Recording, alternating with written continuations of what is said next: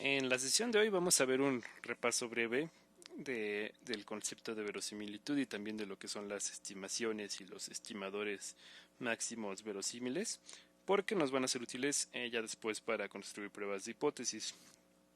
Entonces, en este concepto de verosimilitud, para ya hablar de él se tiene que hablar primero pues de una muestra aleatoria observada, ¿no? De valores x1 hasta xn, en general valores xis, que son números reales que ya observamos. Y pues a partir de ahora voy a denotar, ¿no? Una muestra aleatoria observada, o bien como un vector explícito, pero cuando lo quiero hacer de manera más abreviada, lo voy a poner como un vector x con una flechita arriba, como que haciendo referencia que es un vector, ¿no? De Rn. Y esta muestra aleatoria observada, pues vamos a pensar que es proveniente del modelo paramétrico f de x evaluado en x dado teta, ¿no? Parametrizado en cierto parámetro teta. Esto vendría siendo pues una función de densidad o una función de masa de probabilidades. Y se define la función de verosimilitud como sigue. Va a ser una función que vamos a denotar L mayúscula de cierta cosa dada la muestra, dada la información muestral. Eh, y su dominio va a ser el espacio paramétrico, o sea, lo que vamos a poder evaluar en esta función van a ser posibles valores del parámetro teta. Su codominio van a ser en general los números reales. No, de hecho, por cómo lo vamos a definir, esta función va a dar solamente números reales no negativos, pero bueno, en codominio le podemos poner más y no pasa nada, ¿no? Y le podemos poner en general a todos los reales y no ocurre ningún problema. Y ya la forma de definir la regla de correspondencia de esta función de verosimilitud es la siguiente, ¿no? L de un posible valor teta del parámetro dada nuestra muestra observada, dada nuestra información muestral, se va a definir en general como la función de densidad conjunta del modelo evaluada en nuestra muestra aleatoria observada y dado el valor del parámetro que nosotros estamos evaluándole en la función de verosimilitud. Ahora, aquí sí quiero ser muy específico porque mucha gente tiene la idea errónea de que la función de verosimilitud es la misma que la función de densidad o de probabilidades, de masa de probabilidades conjunta, pero eso es mentira. Aunque sí coincide, ¿no? La forma que tienen en su regla de correspondencia, porque a través de la densidad se define la verosimilitud, pensándolas como función no son la misma, porque cuando uno tiene la función de densidad conjunta, la función de masa de probabilidades conjunta, lo que está pensando que es la variable de esa función son estos valores xy, ¿no? Desde x1 hasta xn. Y teta lo está pensando como que es una constante. Y en la verosimilitud es al revés. En la verosimilitud lo que uno considera como variable es el valor del parámetro y lo que uno considera como constante es el valor de nuestra muestra aleatoria, porque esto ya se considera que es una muestra aleatoria que ya tenemos observada. Por eso ya son unos números reales y ya se toman como constantes. Por eso también aquí especifiqué el dominio y el codominio de la función para que no haya duda. No, el dominio de la función es el espacio paramétrico, o sea, lo que estamos evaluando en la función son posibles valores de nuestro parámetro teta, no, de nuestro parámetro desconocido teta.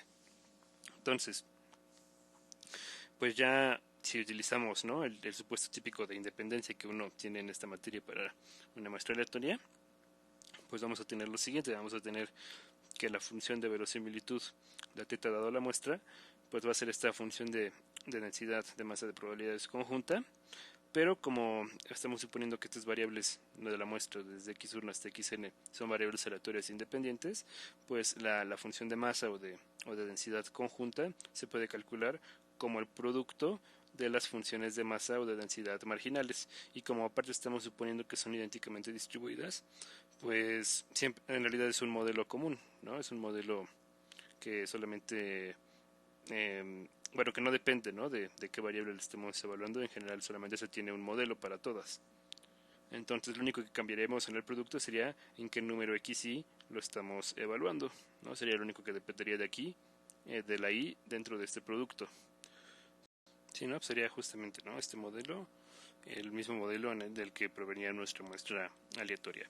Pero bueno, entonces, si se define, ¿no? La función de verosimilitud en general así, y ya en el caso de una muestra aleatoria ya se puede obtener de esta manera, Entonces, pues ya en general vamos a decir que si teta 1 y teta 2 son dos elementos del espacio paramétrico, o sea, son dos posibles valores para nuestro parámetro desconocido teta, tal es que la función de verosimilitud evaluada en teta 1 es mayor que la función de verosimilitud evaluada en teta 2, entonces vamos a decir que esto es como más como una especie de notación o de convención, por decirlo así.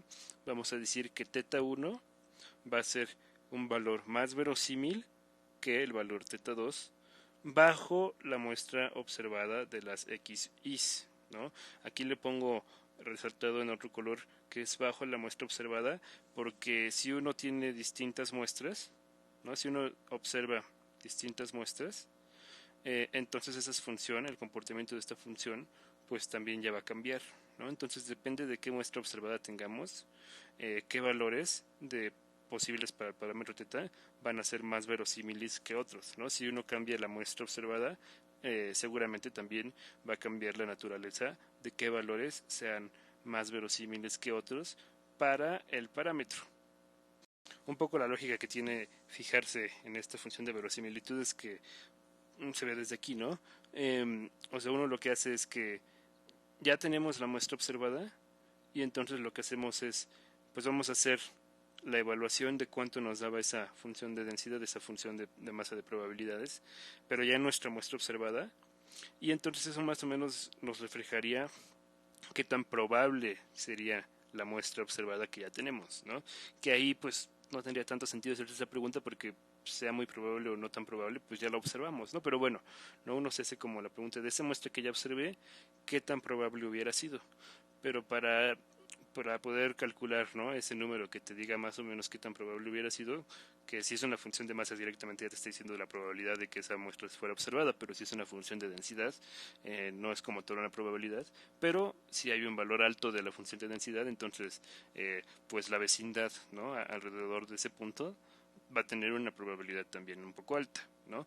Entonces, un poco la idea es evaluar, ¿no? En nuestro modelo teórico la muestra que ya observamos para más o menos darnos una idea de qué tan probable hubiera sido esa muestra. El problema es que para saber, ¿no? Ya ese número que nos ayuda a interpretar qué tan probable hubiera sido esa muestra, pues necesitamos también ponerle un valor específico del parámetro teta, que es el que no conocemos. Entonces, justamente la lógica de este modelo es, pues vamos a fijarnos en ese qué tan probable sería, pero cambiando los valores posibles del parámetro, y entonces nos vamos a quedar con la idea de que los parámetros que hubieran hecho que esta muestra hubiera sido muy probable, pues van a ser valores como más creíbles que ese parámetro fuera el verdadero, según la muestra que ya observamos, ¿no? El problema aquí es que, pues eso no significa que realmente nuestra muestra hubiera sido eh, observada a fuerzas, ¿no? O sea, uno puede saber ya el verdadero valor de teta y tener una muestra que no sea muy buena, ¿no? Que sea como atípica. Entonces, pues eso no lo toma tanto en cuenta este modelo, ¿no? De fijarse en la verosimilitud, porque, o sea, el hecho de que te fijes, ¿no? En que teta haga que la muestra que ya tienes observada hubiera sido muy probable de obtener, aunque esa muestra observada bajo ese parámetro hubiera sido muy probable de obtener, pues también había una probabilidad de que obtuvieras una muestra muy distinta con ese mismo parámetro, ¿no? Entonces sí está un poquito incompleto en ese sentido esta noción, ¿no? De fijarse solamente en la verosimilitud, pero bajo el enfoque clásico de la estadística, pues no se puede hacer mucho más que esto. Y bueno, para ser justos, tampoco es que se necesite hacer mucho más que esto, porque esto a final de cuentas nos va a ayudar a construir un método para obtener estimadores, pero no es el único método en el que se pueden obtener estimadores. Y entonces pues ya cuando uno habla de distintos estimadores para un mismo parámetro, pues ya se pone a ver qué propiedades tienen esos estimadores, y la verdad es que pues en términos generales, típicamente el método que se deduce, ¿no? de fijarse en la verosimilitud y buscar valores de teta que hagan que esta verosimilitud sea muy grande, pues sí suele dar estimadores que tienen muy buenas propiedades. No es como que siempre va a pasar eso, pero típicamente sí sucede. Entonces, pues termina de, aunque quizás sí teóricamente la noción de verosimilitud pues sí tiene algunos detalles, algunos problemas por ahí. Termina siendo muy útil, ¿no? Sobre todo para encontrar estimadores que tengan pues cierto sentido, ¿no? Entonces, justamente, ¿no? Con esa idea de, de hacer que la verosimilitud sea lo más grande posible para hallar pues algo que nos ayude a aproximar el verdadero valor del parámetro θ, se dice que la estimación máxima verosímil para θ pues va a ser el valor del espacio paramétrico, o sea, de todos los valores que le podemos meter a esta función, que maximice el valor de dicha función, ¿no? O sea, justamente vamos a llamarle a la estimación máxima verosímil al valor del parámetro que hubiera hecho que esta muestra aleatoria que nosotros observamos fuera lo más probable posible, ¿no? Entonces eso equivale a, ya pensándola como función de θ, maximizar esta función y encontrar el valor de θ que hace que se maximice. Y eso, bueno, eso en cuanto a lo que vendría siendo la estimación, que ya es cuando ya tienes una muestra aleatoria observada. Pero si ya quieres buscarle propiedades, ¿no?, a esa estimación, entonces ya más que como una estimación la tienes que pensar como un estimador, ¿no? Entonces el estimador máximo verosímil de θ, que le podemos denotar así como EMV de θ, estimador máximo verosímil para θ, va a ser el estadístico resultante de sustituir la muestra aleatoria observada de los valores x y minúsculas por las variables aleatorias de la muestra aleatoria ya teórica, que ya se escribe con mayúsculas porque ya son variables aleatorias, ya no son números reales. ¿A qué nos referimos con esto? Que pues cuando ya uno obtenga, ¿no?, para una muestra aleatoria observada abstracta, ¿no?, así arbitraria, x1 hasta xn minúsculas, ¿quién tendría que ser la estimación máxima verosímil para θ? ¿Cuál es el valor de θ que maximice esta función? Pues típicamente nos va a quedar una expresión que esté en términos de estos números x y. Y entonces lo que uno hace para ya, en lugar de hablar de la estimación, hablar del estimador, pues lo que hace es que en esa expresión resultante, en donde están estos números x y minúsculas, pues ya les pone las x y mayúsculas, que serían ya pensándolo como variables aleatorias. Y es que ya pensándolo como variables aleatorias, como un estimador en lugar de una estimación, pues ya uno puede empezar a hablar de la probabilidad de que cierto estimador bueno, esté en ciertas regiones, ¿no?, de cuál es la esperanza de ese estimador, ¿no?, y toda esa clase de cosas que nos ayuda pues a ver propiedades como si ese estimador es insesgado, si ese estimador es consistente, si ese estimador es completo, ¿no?, a varias propiedades que se pueden definir en general para estimadores. Y también en particular, pues los estimadores son estadísticos.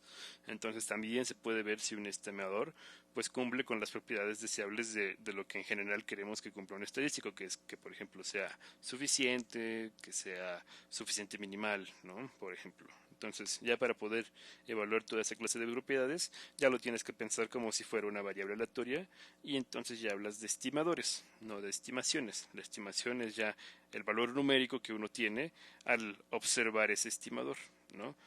Y él se observa el estimador pues cuando se observa la muestra aleatoria y se le aplica a esa muestra aleatoria la transformación que define tu estimador, ¿no?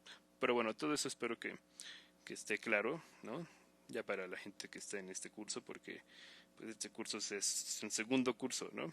Entonces todas esas nociones, estimador, estimación, estadístico, pues son más propias de un primer curso de estadística clásica, ¿no? Pero bueno, para que queden un poco más claras estas ideas y también cómo se aplica este método, vamos a ver un par de ejemplos. Justamente uno en el que nos pide hacer una estimación y otro en el que nos pida hallar un estimador, ¿no?, para ver un poquito más claro a lo que me refiero con que son cosas distintas. Entonces, este primer ejemplo nos dice que se tiene una moneda con probabilidad θ de caer águila. Luego, con el afán de estimar el valor de θ, o sea, la probabilidad de que caiga águila, se lanzan volados hasta que cae águila por primera vez. Luego nos dice si en total se necesitaron 7 volados para que cayera águila por primera vez, ¿cuál sería la estimación máxima verosímil para el valor de θ, suponiendo que los volados son independientes? Entonces, lo que nos está diciendo es que tenemos una moneda que no sabemos cuál es su probabilidad de que caiga águila, y nos ponemos a aventar volados como brutos hasta que caiga águila por primera vez, y solamente hacemos ese experimento una vez y se necesitan 7 volados para que caiga esa águila, esa primera águila, ¿no? Entonces solamente eso es lo único que tenemos de información, que aventamos la moneda pensando en que nos íbamos a detener hasta que cayera águila por primera vez, y fueron necesarios 7 volados para que el águila cayera. Entonces aquí lo que nos está pidiendo es una estimación, no un estimador. Entonces ya tenemos que dar un valor, ¿no? Un valor que digamos, ese es el valor más verosímil para tomar como, como teta, ¿no? O sea, como la probabilidad de que caiga águila. Entonces, después de pensarlo un rato, uno puede ya empezar a darse una idea de cómo puede modelar este experimento, todo esto que nos está planteando este ejemplo.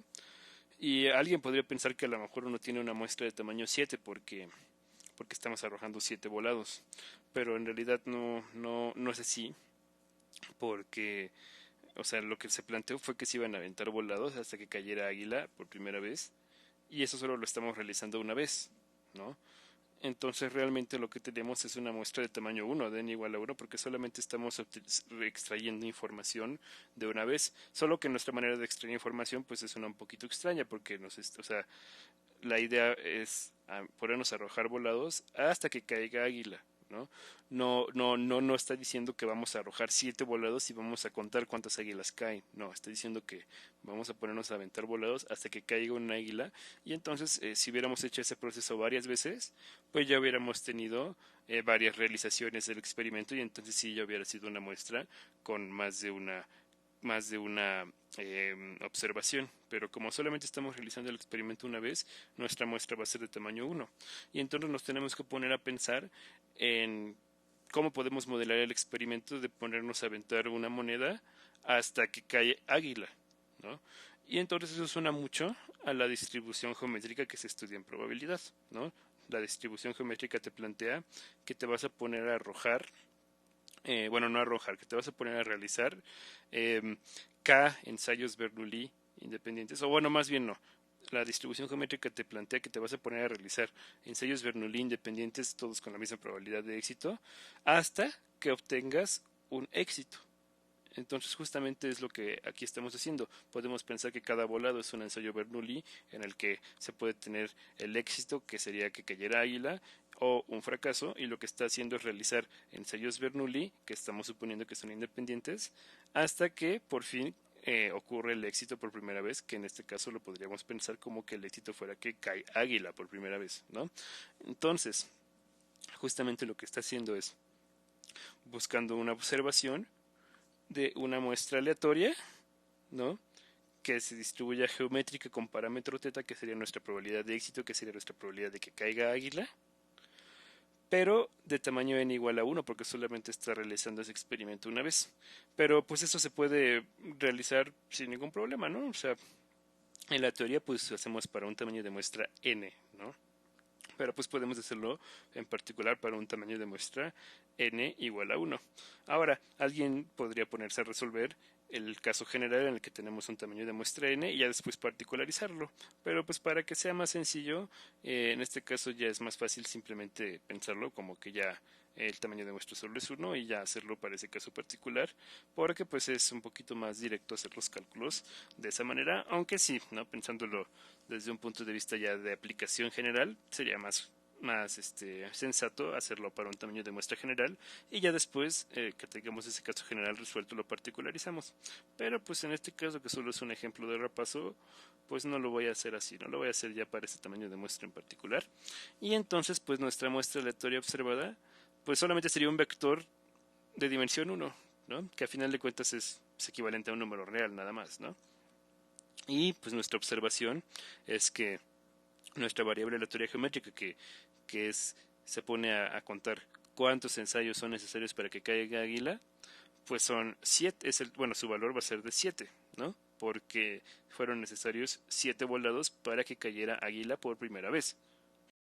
Entonces, ya que ubicamos que nuestro modelo va a ser con una geométrica teta, pues la función, en este caso de masa de probabilidades de ese modelo, f de x dado teta, pues recordemos que sería entonces teta por 1 menos teta elevado a la x menos 1, y esto con x tomando un valor dentro de los enteros positivos, y aquí x representaría pues la cantidad de volados de ensayos Bernoulli que son necesarios para obtener el primer éxito.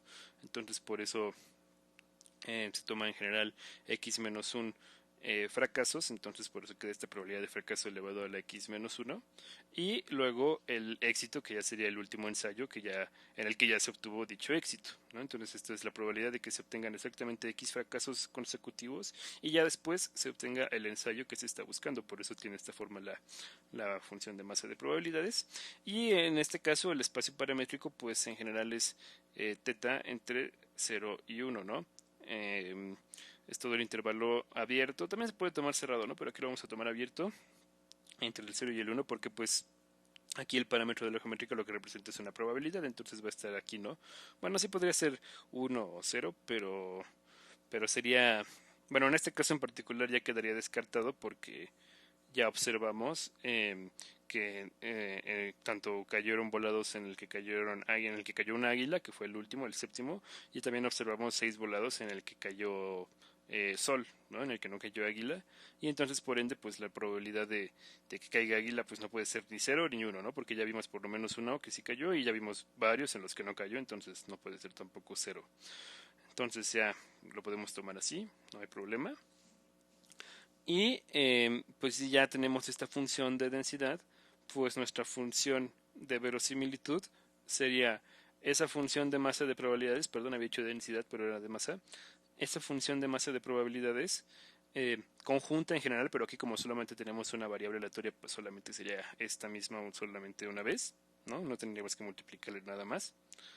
Y la tenemos que evaluar en nuestra muestra aleatoria, ¿no? Observada, que en este caso solamente tenemos un valor que sería el x1 porque n es igual a 1, y entonces sería pues esta misma expresión, teta por 1 menos teta, y aquí, ¿no? En lugar de x ya evaluada en el número que ya observamos x1 menos 1, ¿no? Porque aquí pues está el mismo menos 1 del modelo, y pues nuestro número x1 que ya observamos fue de 7, ¿no? Porque se tardó 7 volados en que cayera águila, y entonces nos quedaría que nuestra función de verosimilitud ya sería teta por 1 menos teta elevado a la 7 menos 1, que es a la 6. Pero pues aquí eh, hago la insistencia, ¿no? Reitero, ¿no? Lo que ya había comentado antes. Esto es la función de verosimilitud, pero para esta muestra aleatoria que ya está observada, ¿no? Esta muestra aleatoria observada ya es un número real, ¿no? O sea, si nosotros cambiamos nuestra muestra aleatoria, ¿no? Y en lugar de haber tenido que se tardó 7 volados, si hubiera tardado 5 volados, pues aquí no nos hubiera quedado esta expresión elevada a la 6, nos hubiera quedado elevada a la 4, ¿no? Entonces, si uno tiene diferentes muestras aleatorias observadas, pues la función de verosimilitud va a cambiar, ¿no? Ya explícitamente cuál va a ser su valor, pues va a ir siendo distinto dependiendo de qué muestra aleatoria observada tengamos. Por eso, pues aquí lo quise hacer con una muestra aleatoria observada para que se viera justamente eso. O sea, me refiero a una muestra aleatoria que realmente ya es observada, ¿no? Que ya sabemos qué valor tiene, ¿no? Que fue de 7, ¿no? Su valor. Nuestra observación, estamos suponiendo que fue de 7. Entonces, si uno ya quiere encontrar eh, bueno, la estimación máxima verosímil de teta, pues lo que uno tendría que hacer aquí sería lograr maximizar esta función viéndola como función del parámetro teta, en donde puede tomar valores, que aquí sería entre 0 y 1.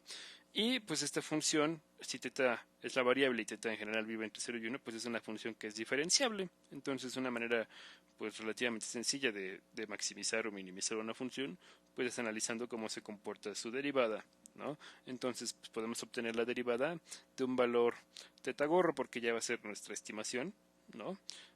Entonces evaluado ya en nuestra función de verosimilitud, y la derivada de la función de verosimilitud evaluada en esa estimación teta gorro, pues simplemente derivamos esto de aquí y sería pues la derivada de un producto, ¿no? Porque es una función vista como función de teta, es un producto de dos funciones, la función teta y la función 1 menos teta elevado a la 6.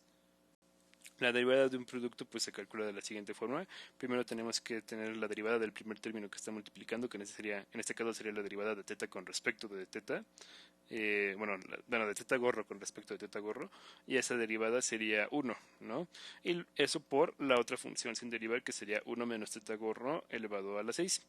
Y luego más la primera función sin derivar, que sería la función teta gorro, ¿no? Aquí está, por la derivada de la otra función, que si derivamos 1 menos teta gorro a la 6, tendríamos 1 menos teta gorro elevado a la 5 por 6, y luego por la regla de la cadena se tendría que multiplicar por la derivada de lo de dentro del paréntesis, que en este caso sería la derivada de 1 menos teta gorro con respecto de teta gorro, y sería simplemente menos 1, entonces por eso en lugar de más le puse este menos, porque ya va a quedar restando, y ya esta sería pues la derivada de esta función de verosimilitud evaluada en teta gorro con respecto de teta gorro. Entonces, para encontrar los máximos, pues en general primero tenemos que encontrar los puntos críticos, y para eso pues tenemos que igualar a cero la derivada, y entonces haciendo eso pues ya tendríamos la siguiente ecuación, ¿no? Tendríamos que para que esto fuera igual a cero se tendría que cumplir que 1 menos teta gorro a la 6, que es el término que aparece aquí, tendría que ser igual a este de aquí pasado al otro lado, que sería 6 veces teta gorro por 1 menos teta gorro elevado a la 5. Y ya para que esto se dé, pues se tendría que dar que, digo, si dividimos ambos términos, ambos lados de la desigualdad entre 1 menos teta gorro a la 5, tendríamos que 1 menos teta gorro, ya a la 1, porque sería a la 6 entre a la 5, pues ya nos queda a la 1, tendría que ser igual a 6 veces teta gorro, que es lo que quedaría aquí, ¿no? Del lado derecho. Y entonces ya para despejar quién sería teta gorro, pues lo único que tenemos que hacer es pasar este teta gorro que está restando, sumando al otro lado, y entonces tendríamos que este 1 tendría que ser igual a 7 veces teta gorro, que es este 6 veces teta gorro más el que ya le estaríamos sumando. Y ahora sí, despejando teta gorro, tendríamos que teta gorro tendría que ser igual a un séptimo. Entonces, aquí nos faltaría justificar que este punto crítico que se tiene en teta gorro igual a un séptimo, pues efectivamente sería un máximo, ¿no? No solamente un punto crítico. Pero bueno, ese detalle se los puedo ya dejar a ustedes. No es complicado justificar que esto es que este punto crítico es un máximo. Se puede hacer con el criterio de la segunda derivada, por ejemplo. Y entonces, pues ya sabiendo que este punto crítico efectivamente es el que maximiza esta función, pues ya podemos decir que ese valor teta gorro igual a un séptimo va a ser la estimación máximo verosímil para teta. Entonces, en este caso, que nos pusimos a arrojar volados hasta que cayera águila por primera vez y se tardó 7 volados en caer, pues lo que nos dice es que el valor como que más creíble, más verosímil para que ese parámetro teta, bueno, para el cual hubiera sido la probabilidad de que cayera águila, para que esa observación, ¿no? De que cayera águila después de 7 volados, cayera apenas la primera águila, pues entonces la probabilidad que nosotros tendríamos que considerar más creíble sería que la probabilidad de águila fuera un séptimo. Y pues sí tiene cierto sentido, ¿no? Pero pues la cuestión es que uno puede tener una moneda que tenga un séptimo de probabilidad de que caiga águila y avienta y se pone a aventar volados hasta que caiga águila por primera vez, y no necesariamente se va a tardar 7 volados, ¿no? Puede que se tarde un volado, puede que se tarde 5, puede que se tarde 9, ¿no?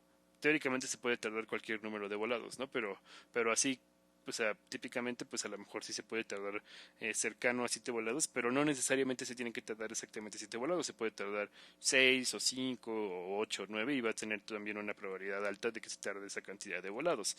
Entonces, pues sí tiene cierta lógica este modelo, pero no necesariamente, o sea, si ese hubiera sido el parámetro, a fuerzas la muestra que hubiéramos observado hubiera sido justamente la muestra que observamos, ¿no? Entonces ahí sí hay como un pequeño hueco teórico, pero bueno, ¿no? Ahora sí que bajo estas condiciones, si uno solamente puede elegir un solo valor, ¿no? Pues sí tiene cierta lógica y cierto sentido elegir que el valor para la probabilidad de águila hubiera sido de un séptimo, ¿no? Ya dada nuestra información observada, ¿no? Dado que nos tardamos 7 volados en que cayera la primera águila, pero pues ya más que allá de la intuición, pues sí tiene esta justificación teórica, porque este valor un séptimo sería el que maximiza la función de verosimilitud, ¿no? Sería el valor más verosímil de todos los valores entre este intervalo 0,1 que podríamos elegir para el verdadero valor de teta. Y pues también reiterar que pues aquí nos está dando un número ya específico, no un séptimo. ¿Por qué? porque pues lo que nos está pidiendo era una estimación, ¿no? No nos está dando una fórmula. Si quisiéramos encontrar una fórmula que nos dijera ya para cualquier tamaño de muestra, ¿no? Para cualquier muestra observada, cuál hubiera sido la fórmula que tendríamos que aplicar, pues ya estaríamos pensando más en un estimador que en una estimación, ¿no? Entonces, para dejar bien clara esa diferencia, pues ya primero vimos cómo sería una estimación y ahora vamos a ver un ejemplo de cómo sería obtener un estimador. Ya para este segundo ejemplo, pues vamos a variarle un poquito, entonces vamos a considerar una muestra aleatoria que ahora se va a distribuir pues uniforme menos teta teta, ¿no? Donde teta es un parámetro que solamente sabemos que es un número mayor a 0. Y ahora sí, lo que nos pide es hallar el estimador, ¿no? Ya no la estimación, sino el estimador máximo verosímil para ese parámetro teta, ¿no? Entonces primero pues sí vamos a tener que hacer el planteamiento con una muestra aleatoria observada x, ¿no? Que sea un vector de desde x1 hasta xn, ¿no? De ciertas x's que estamos observando, y ya cuando lo tengamos resuelto para esta muestra aleatoria observada, pues ya damos ese brinco de hacerlo de lo que obtengamos que sería nuestra estimación, pues ya verlo ya como si fuera un estimador. Entonces, para esto, pues lo primero que tenemos que hacer es calcular cómo sería la función de verosimilitud de de nuestro parámetro, dado esta muestra aleatoria que ya tenemos observada, ¿no?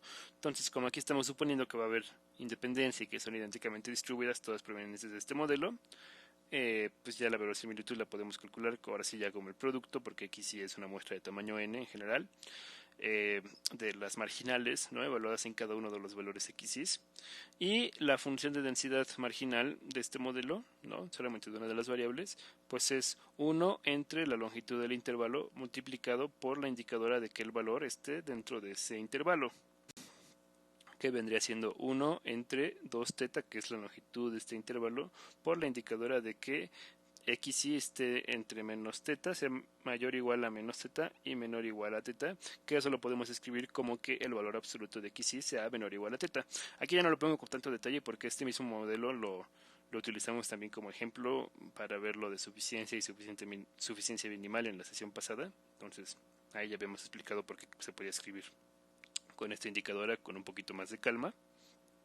Y también habíamos explicado que cuando multiplicábamos todas estas indicadoras, pues iba a ser el resultado de una indicadora, pero ya de la intersección de todas estas condiciones, ¿no? De que todas estas condiciones fueran ciertas al mismo tiempo, y habíamos comentado que eso se podía expresar como que el máximo de todas estas cantidades, de todos los valores absolutos, fuera menor o igual a teta, porque si el máximo de esto es menor o igual a teta, pues automáticamente cada uno de los que no son el máximo de todos los x's, valores absolutos de x's, pues va a ser menor o igual a este valor y por lo tanto va a ser menor o igual a teta. Y entonces de aquí para acá pues sí son iguales, y ya de acá para acá las condiciones son equivalentes, que se cumplan todas a que se cumpla lo del máximo, porque pues si se cumplen todas, que todas son menores o iguales a teta, pues sí, automáticamente el máximo pues va a ser uno de estos valores que ser menores o iguales a teta. Entonces en particular el máximo va a ser un valor menor o igual a teta, ¿no? Por eso se puede escribir este producto de indicadores que quedaría como la indicadora de esta nueva condición. Y ya, ¿no? Al multiplicar esta constante que no depende de la i, ¿no? 1 entre 2 teta por sí misma n veces, pues ya nos va a quedar esto elevado a la n, y eso lo podemos escribir como 2 a la menos n por teta a la menos n, ¿no? No hay mayor complicación en eso. Y ya este sería el valor de la función de verosimilitud evaluada en el parámetro teta, donde pues este valor, el máximo de las x's, ya lo estaríamos considerando como un valor ya fijo, ¿no? Como un valor que ya tenemos observado, ¿no? Aquí nada más también una pequeña curiosidad que ya no mencioné en la sesión pasada. Pues justamente este valor, el máximo de los valores absolutos de las x's, es lo que en cálculo se suele conocer como la norma infinito del vector de las x's, ¿no?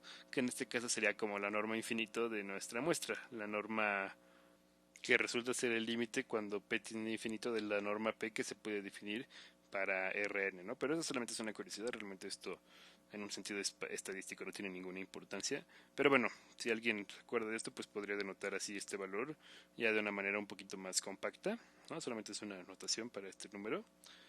Y pues lo que nos importa realmente es analizar cómo se comporta esta función, pero ya viéndola como función de teta. ¿no? Para encontrar en qué valores se puede obtener su máximo, ¿no? El valor de teta que maximice este número, que maximice esta función de verosimilitud. Pero el problema es que cuando uno deriva esta función, se da cuenta que esa función, bueno, la deriva de esa función, siempre es un número, bueno, ya bien pensándolo solamente como un valor de teta, siempre es un número que es estrictamente menor a cero. Eso para los casos en los que este indicador hace C1, pero si este indicador hace C0, también se da cuenta que pues toda la función es constante cero, y aunque ahí sí ya la derivada es cero, pues ahí no es porque tengamos un punto crítico, ¿no? Ahí más bien es porque es una función constante. Entonces, pues eso no nos va a servir para maximizar esta función.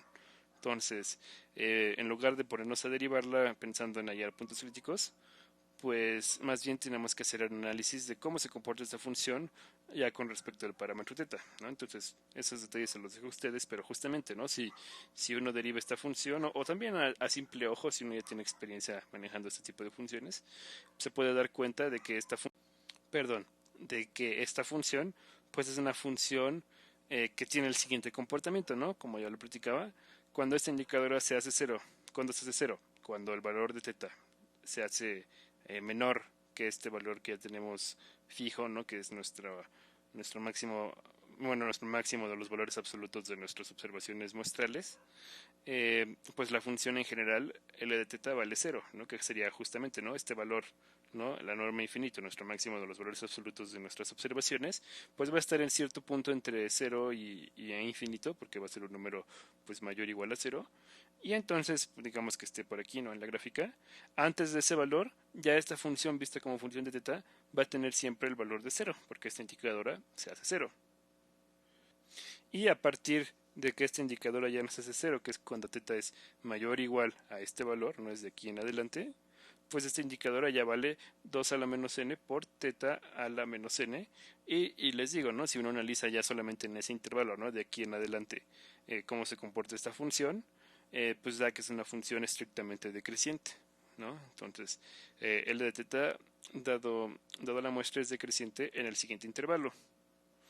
En el intervalo, a partir de nuestra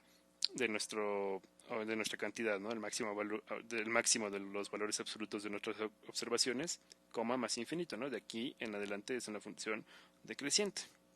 Entonces, si uno quiere maximizarla, decreciente y positiva, ¿no? Porque esto es una cantidad positiva, ¿no? Entonces, si uno quiere hallar en qué valor la función de verosimilitud es lo más grande posible, pues no se va a fijar en este intervalo donde vale cero, porque en lo demás pues es más grande que cero. Se va a fijar en este intervalo y ya sobre este intervalo es donde tiene que encontrar cuál es el valor que hace que la función sea lo más grande posible. Y si es una función decreciente, pues lo que tenemos que hacer para que nuestra función sea lo más grande posible, pues es tomar el valor más pequeño que podemos, porque entre más grande tomemos el valor, como es decreciente, se va a ir haciendo más pequeña la función. Y en este caso, el valor más pequeño que podemos tomar para que la función sí sea positiva y entonces se haga lo más grande posible porque es decreciente, pues es justamente este valor de aquí, ¿no? El máximo de los valores absolutos, esta muestra infinito, perdón, esta norma infinito de nuestra muestra, ¿no? De nuestro vector de la muestra. Entonces, pues como este es el valor donde la función es lo más alta posible, ¿no? Aquí se ve gráficamente, pero les digo, lo puede justificar uno analíticamente con la derivada en este caso, ¿no? Pues entonces ese valor, ¿no? Va a ser lo que tenemos que tomar como nuestro estadístico, nuestra estimación, perdón, máxima verosímil. Y entonces ya nuestro estimador máximo verosímil pues sería tomar esa formulita que sería la norma infinito de nuestra muestra aleatoria, pero ya no pensándola como nuestra muestra aleatoria observada, sino ya pensándola como nuestro vector de variables aleatorias que nos representa nuestra muestra aleatoria, pero ya abstracta, ya teórica.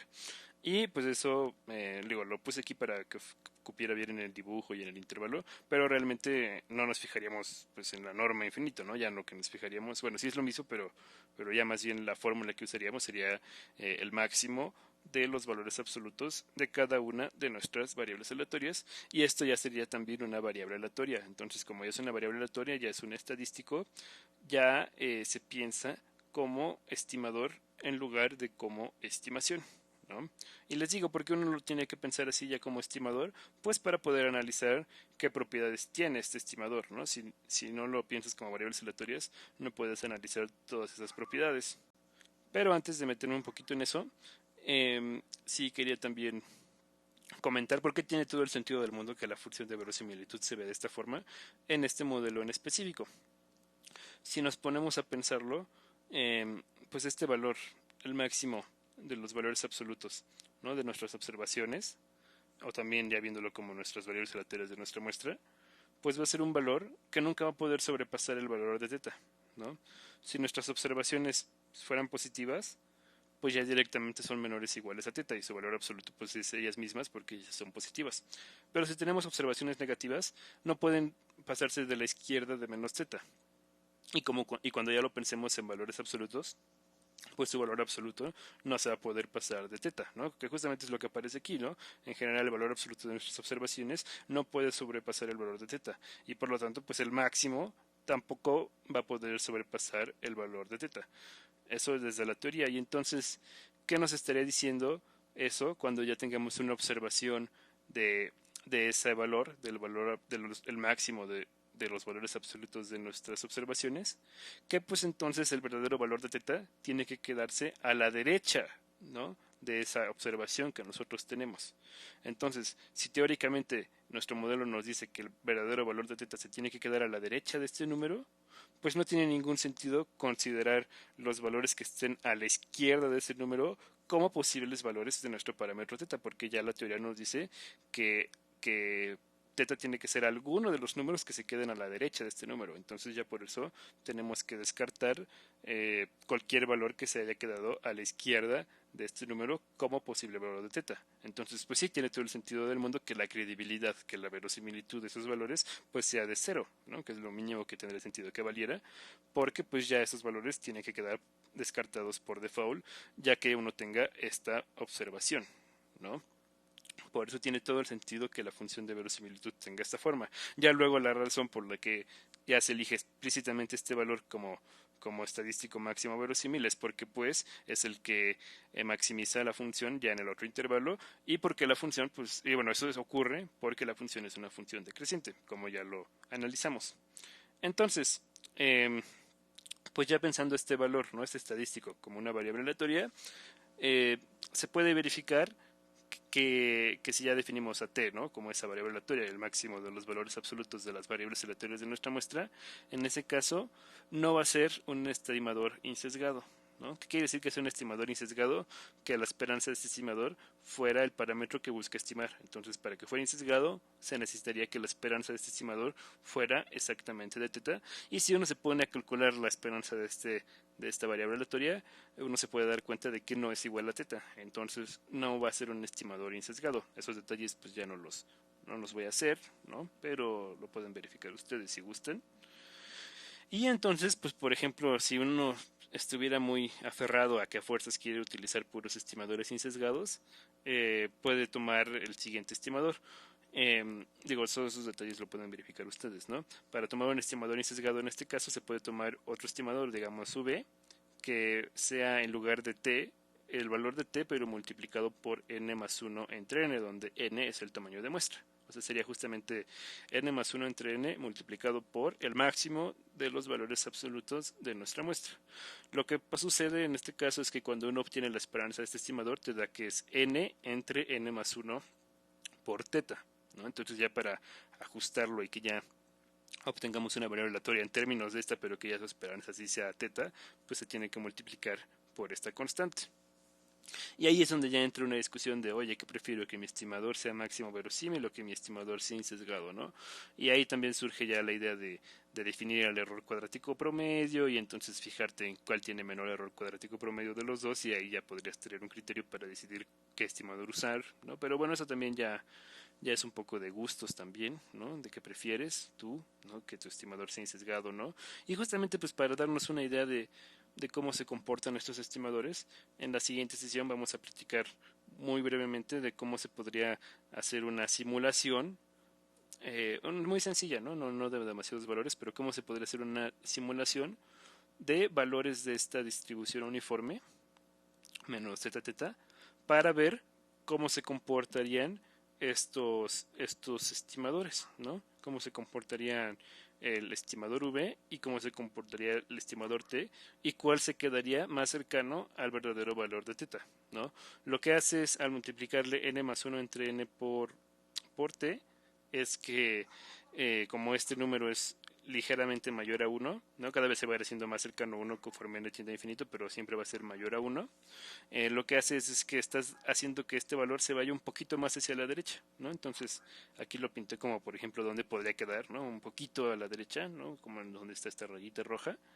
Y pues lo que hace es que pues sí uno podría pensar que se acerca más al borde de teta porque justamente este estimador resulta que tiene sesgo porque por lo que practicábamos, porque ese valor siempre tiene que estar a la izquierda de teta, ¿no? Sí podría llegar a ser igual, por lo menos en el modelo en el que nosotros lo tomamos, que era con el intervalo cerrado, pero pues sí tiende a quedarse a la izquierda, entonces por eso tiene algo de sesgo. Y entonces para arreglarle ese sesgo le das un brinquito, ¿no? Haces que se vaya un brinquito a la derecha y entonces ya se le arregla el sesgo. El problema es que si lo tomas más hacia la derecha, pues ya no va a ser la estimación máxima verosímil, ¿no? Ya se va a quedar la verosimilitud un poquito más abajo de lo que se quedaría si lo tomaras sin corregirle el sesgo, ¿no? Entonces, pues una forma teórica de justificar cuál error sería calcular el error cuadrático promedio, pero una forma ya un poquito más orientada a la práctica, pues podría ser haciendo una simulación y viendo qué estimador se comporta mejor, ¿no? Y también algo que quiero resaltar aquí que ya no lo escribí, pero que sí lo voy a mencionar, es que tanto el estimador V, ¿no? Que sería arreglándole el sesgo, como el estimador T, que sería sin arreglarle el sesgo, ambos son estimadores que van a resultar ser suficientes minimales. Justamente en la sesión pasada vimos que este máximo de los valores absolutos para esta distribución era un estadístico suficiente minimal y eso es algo que es muy deseable en general en un estadístico y ya en particular pues en un estimador también, ¿no? Que sea un estimador que no desperdicie información siendo suficiente pero que tampoco se pase de lanza y simplifique demasiado la información, ¿no? Que sea que ya es la parte de que sea suficiente minimal, ¿no? Entonces, si cualquiera de los dos va a ser suficiente minimal, entonces, pues en general cualquiera de los dos va a ser un buen estadístico y pues ya lo que nos vamos a poner a pensar es cuál de los dos es un mejor estimador, ¿no? O sea, cuál se acerca más al verdadero valor del parámetro teta ya en la práctica. ¿No? Pero eso solamente lo podemos ya verificar utilizando simulaciones, ¿no? Porque en una simulación ya uno pone el verdadero valor del parámetro que quiere tomar, ¿no? Y en la práctica real uno no conoce el verdadero valor del parámetro, por eso se tiene que fijar en estos otros valores que son una aproximación del verdadero valor del parámetro. Pero bueno, esos detalles los vemos en la siguiente sesión.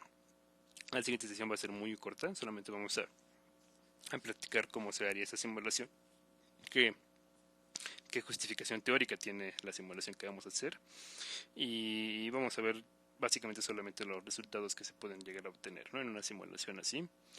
Y pues ya, ¿no? Esto sería entonces todo por la sesión de hoy.